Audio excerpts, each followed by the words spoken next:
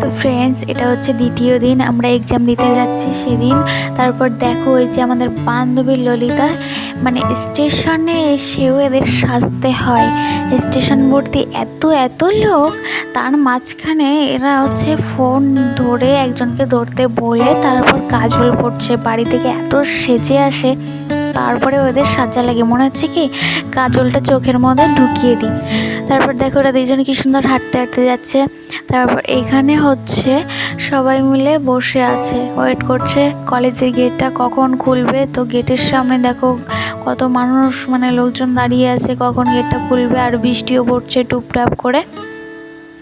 তো এই দিকে দেখো আমার বান্ধবী ললিতা ফোনে কথা কোনোদিনও শেষ হয় না।